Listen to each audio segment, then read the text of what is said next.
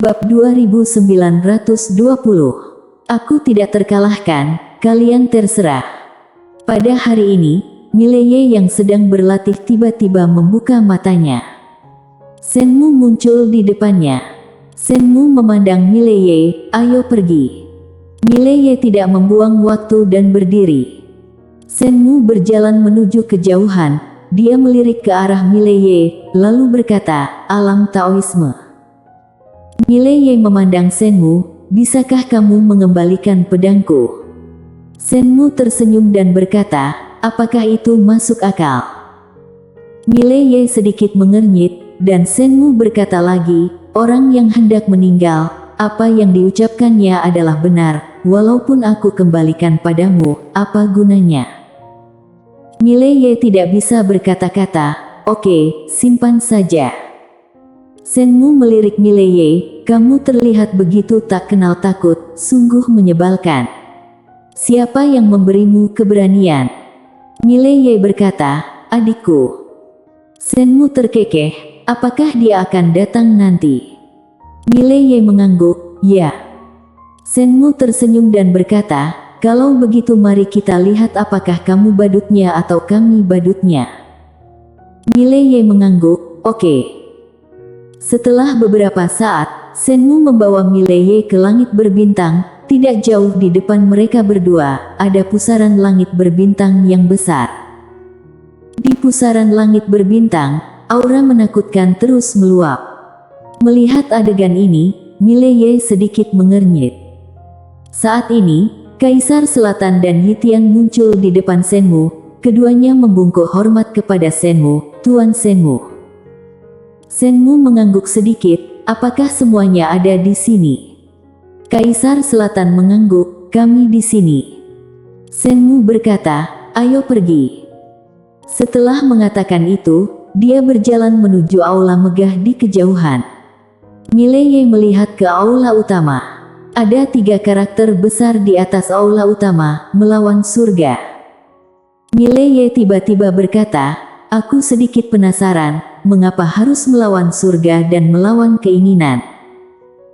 Senmu menoleh dan menatap Mileye, kita tidak terkalahkan di bumi, dengan siapa kita akan bertarung jika kita tidak bertarung dengan surga? Ekspresi Mileye membeku. Setelah beberapa saat, semua orang memasuki aula. Saat ini, lebih dari 100 orang telah berkumpul di aula. Dan Mileye menemukan bahwa lebih dari 100 orang ini sebenarnya berada pada tingkat terendah dari Tao masa lalu. Terendah. Menurutku, barisan ini benar-benar menakutkan.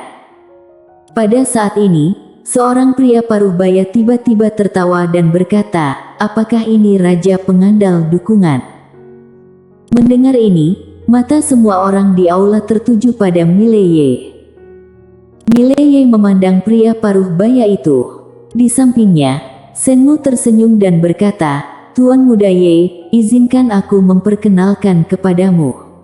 Ini adalah wakil guru Taoku Kusno. Kusno. Senmu tersenyum tipis dan berkata, Kusno sekarang berada di Tao masa depan. Alam Tao masa depan. Artinya Kusno telah mampu memotong masa lalu, masa kini, dan masa depan. Master seperti itu jelas merupakan salah satu yang terbaik di dunia ini. Senmu menambahkan, Kusno memasuki seni bela diri pada usia 6 tahun. Pada usia 17 tahun, dia sudah melawan lawan yang tak terkalahkan di dunia baru. Pada usia 30, dia sudah bertarung mencapai Tao masa lalu, kurang dari 100 tahun, mencapai keadaan Tao masa kini, sekarang berumur 300 tahun, telah mencapai keadaan Tao masa depan. Bakatnya disebut yang terkuat dalam sejarah dunia baru. Kusno. Harus mengatakan bahwa orang ini benar-benar kagum pada era dunia baru. Dan era itu disebut juga era Kusno. Hanya 300 tahun yang lalu. Namun, setelah dunia baru yang tak terkalahkan, Kusno menghilang sepenuhnya dan tidak ada yang tahu kemana dia pergi. Kusno menggelengkan kepalanya, itu semua nama palsu. Senmu tersenyum dan berkata, Kusno, saudara perempuan Tuan Muda Ye mungkin akan muncul nanti, jadi aku serahkan padamu. Bagaimana? Kusno melihatnya.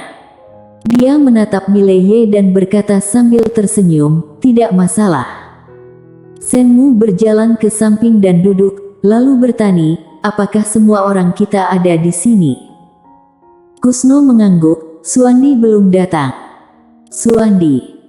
Begitu kata-kata ini keluar, ekspresi semua orang di istana berubah secara halus. Senmu mengerutkan kening. Suandi. Dari segi kekuatan aliansi anti-Daois, orang ini setara dengan Master Tao. Perlu disebutkan bahwa pihak lain telah mencapai keadaan Tao masa depan puluhan ribu tahun yang lalu. Kekuatannya saat ini bahkan lebih tak terduga. Senmu berkata, dia akan muncul.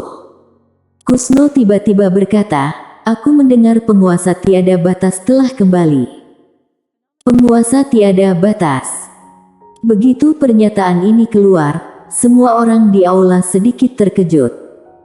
Mereka tentu saja mengenal penguasa tiada batas, karena penguasa tiada batas dulu sering nongkrong di tempat ini dan orang ini dulunya adalah orang yang ditakdirkan.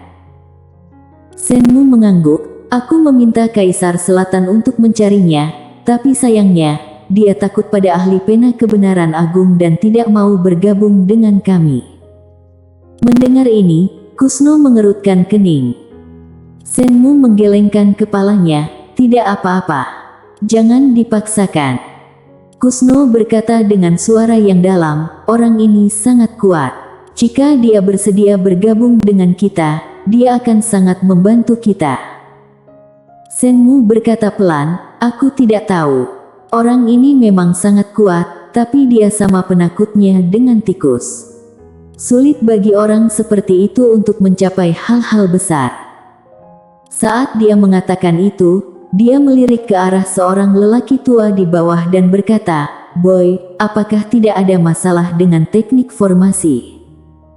Boy mengangguk, tidak masalah. Teknik formasi berisi 3600 kebenaran agung. Setelah diaktifkan, bahkan alam tak diketahui akan langsung terbunuh. Pembunuhan instan. Begitu kata-kata ini keluar, ekspresi semua orang di aula menjadi serius. Senmu melirik ke arah Mileye, formasi pembunuhan abadi adalah formasi pembunuhan tiada taraf dari zaman kuno, dan saat ini merupakan formasi terkuat yang diketahui. Dikabarkan bahwa pemilik pena kebenaran agung dulu takut dengan formasi ini, jadi formasi ini disegel untuk mencegahnya muncul di dalam dunia. Pemilik kebenaran agung. Mileye melirik Senmu, mengapa kamu memberitahuku ini? Senmu tersenyum dan berkata, bukankah kamu mengatakan bahwa adikmu tidak terkalahkan? Nanti kita akan tahu apakah dia benar-benar tidak terkalahkan. Mileye berpikir sejenak, lalu berkata, aku curiga sekali bahwa kalian telah diatur oleh pemilik pena kebenaran agung. Sungguh, apakah kalian ingin memeriksanya? Haha. Senmu tiba-tiba tertawa, atur kami. Konyol. Mileye melirik Senmu dan mendesah dalam hatinya. Apa yang terjadi di dunia ini? Semakin lama seseorang hidup, semakin bodoh otaknya. Saat itu, menara kecil tiba-tiba berkata, majikan muda, ada satu hal yang kamu abaikan. Bukan karena orang yang berumur panjang itu lebih bodoh, tapi karena mereka hidup di dunianya sendiri. Seperti di Bima Sakti, banyak troll di Bima Sakti, di alam ilusi mereka menyerang dengan keras, namun kenyataannya mereka penurut. Kenapa? Karena mereka hidup di dunianya sendiri, ilmunya terbatas dan mereka mengira dunia adalah apa yang mereka pikirkan. Hal yang sama juga terjadi pada orang-orang di hadapan mereka ini. Mereka masih menganggap pemilik pena kebenaran agung adalah yang terkuat di dunia. Selain pemilik pena kebenaran agung, semua orang adalah semut. Oleh karena itu, bukan karena mereka bodoh, tetapi masalah polanya. Apalagi kamu relatif lemah dan mereka tidak akan yakin dengan apa yang kamu katakan. Jika pemilik pena berdiri di sisi mereka di depan mereka, beritahu mereka bahwa Kak Destiny tidak terkalahkan, mereka pasti akan mempercayainya. Tapi kamu. Saat ia berbicara, ia menghela nafas dengan suara rendah. Dunia ini seringkali seperti ini. Seseorang yang memiliki kekuatan akan tetap wangi meskipun dia kentut. Bagi orang yang tidak memiliki kekuatan, tidak peduli seberapa banyak mereka mengatakannya, itu tidak akan berbobot. Jadi, akar masalahnya adalah kamu terlalu lemah. Orang-orang tidak menganggapmu serius sama sekali, mengerti? Wajah Mileye tiba-tiba menjadi gelap. Aku tidak tahu apa-apa. Aku ingin kamu memberiku omong kosong. Menara kecil berkata dengan serius, majikan muda, kamu tidak bisa melakukan ini. Yang salah tetaplah salah dan harus mengakuinya. Kamu masih orang terpelajar. Jika kamu tidak mengakui kesalahanmu, kamu seperti ini, bagaimana termasuk murid? Mileye. Menara kecil ingin mengatakan sesuatu yang lain, tapi Mileye tiba-tiba berkata, diam. Menara kecil berkata, tidak, aku masih ingin bicara. Mileye. Menara kecil melanjutkan, faktanya, jika kita membicarakannya, kita mungkin juga termasuk orang yang seperti itu. Pemahaman kami saat ini adalah bahwa Kak Destiny tidak terkalahkan dan mungkin ada orang lain yang lebih kuat dari Kak Destiny. Tentu saja, ini benar-benar mustahil. Kak Destiny jelas merupakan dewa abadi. Oleh karena itu, seringkali tidak ada gunanya hanya bekerja keras. Kamu juga perlu memeriksa apakah kamu mengikuti orang yang tepat. Ketika masih muda, aku mengikuti guruku dan sekarang aku mengikuti Kak Destiny-ku. Oleh karena itu, aku selalu cemerlang dalam hidup dan tidak pernah kesepian. Setelah mengatakan ini, ia berhenti sejenak dan kemudian berkata, selama mengikuti orang yang tepat, kultivasi mudahlah. Mileye tidak bisa berkata-kata. Menara kecil telah sepenuhnya terbangun. Itu harusnya tunduk. Pada saat ini, Senmu di istana tiba-tiba berkata, hadirin sekalian, pertempuran berikutnya akan menjadi pertempuran kita yang paling krusial. Selama kita membunuh pemilik pena kebenaran agung, kita akan dihitung sebagai yang terdepan. Tidak ada zaman dahulu, tidak ada masa depan, nasib semua makhluk di dunia ini akan menjadi takdir mereka sendiri. Dan kita juga akan benar-benar terbebas dari kekangan takdir dan menjadi orang yang bebas sejati. Di aula, semua orang mengangguk. Alasan mengapa mereka berkumpul untuk melawan penguasa kebenaran agung adalah karena penguasa kebenaran agung adalah sebab dan akibat dari segala sesuatu dan diam-diam mengendalikan takdir mereka. Kecuali mereka membunuh pemilik pena kebenaran agung, mereka tidak akan pernah bisa mencapai kebebasan sejati. Pada saat ini, Senmu tiba-tiba berkata, pergi ke formasi pembunuhan abadi. Setelah mengatakan itu, dia berjalan keluar. Semua orang menghilang di tempatnya. Mileye juga mengikuti. Setelah beberapa saat, semua orang memasuki kedalaman pusaran air. Di kedalaman pusaran air, ternyata ada sebuah dunia. Saat Mileye memasuki dunia ini, dia tercengang. Seluruh dunia sebenarnya dipenuhi dengan segala jenis rune berdarah. Dan di tengah-tengah antara langit dan bumi, ada sebuah altar formasi besar yang panjang dan lebarnya ratusan ribu kaki tergantung. Di 4 sudut altar susunan, ada 4 pedang. Mileye melirik ke 4 pedang itu dan sedikit mengernyit. Pedang. Formasi pedang. Pada saat ini, Senmu yang berada di samping tiba-tiba tertawa dan berkata, formasi pedang, formasi kuno agung, formasi ini dapat membunuh dewa dan yang abadi. Setelah berkata begitu, dia menoleh dan melirik ke arah Mileye, formasi ini akan menggunakan formasi pengorbanan darah saudara-saudaramu nanti. Mileye mengangguk, aku menantikannya. Menantikan. Senmu mencibir, lalu matanya perlahan tertutup. Dia mengeluarkan beberapa koin tembaga dan melemparkannya ke tanah. Setelah beberapa saat, koin-koin itu mulai bergetar. Segera, koin-koin itu secara otomatis disortir langsung di tanah.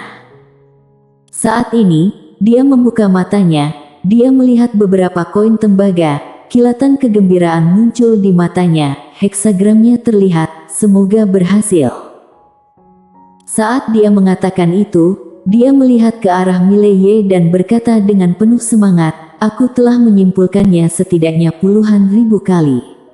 Heksagram yang ditunjukkan puluhan ribu kali adalah jika aku membunuhmu, aku dapat mengakhiri semua sebab dan akibat.